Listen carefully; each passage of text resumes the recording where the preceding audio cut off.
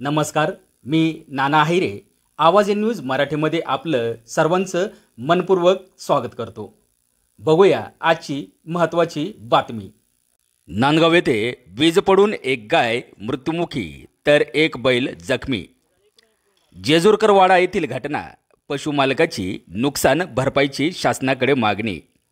नाशिकच्या नांदगाव तालुक्यात विजांच्या कडकडाटासह जोरदार पावसाने हजेरी लावली आणि जेजुरकरवाडा येथे वीज पडून एका दुभत्या गायीचा जागीच मृत्यू झाला तर एक बैल जखमी झाल्याची घटना घडली.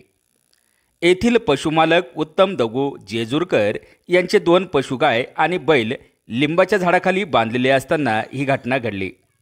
या घटनेची माहिती मिळताच पशुवैद्यकीय अधिकारी डॉक्टर रोहित कुऱ्हे यांनी घटनास्थळी दाखल होत जखमी झालेल्या बैलावर उपचार केला. तलाठी तुषार बोडके यांनी घटनास्थळी पोहोचून तात्काळ पंचनामा केला असून पशुमालक उत्तम जेजुरकर यांनी शासनाकडे नुकसान भरपाईची मागणी केली आहे. आवाज एन न्यूज मराठी, नांदगाव, नाशिक. आता आमच्या बंधूची इथं लिंबाच्या झाडाखाली एक गाय आणि एक बैल बांधलेला होता. तर ते गायीवर वीज पडली, ती गाय दगावली आणि तिच्यासोबत जो बैल होता त्याला पण जखमी झाला आहे तो पण.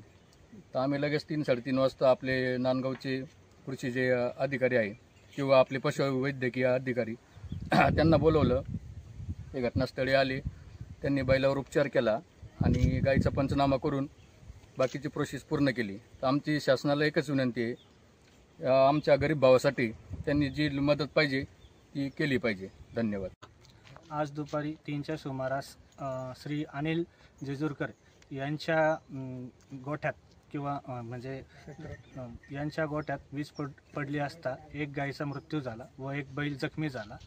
त्यांनी 3:30 वाजता पशुवैद्यकीय दवाखाना नांदगाव येथे संपर्क केल्यानंतर आम्ही तातडीने इथे येऊन बैलाला उपचार केले व गायीचा पंचनामा व पोस्टमॉर्टम करण्यात आले.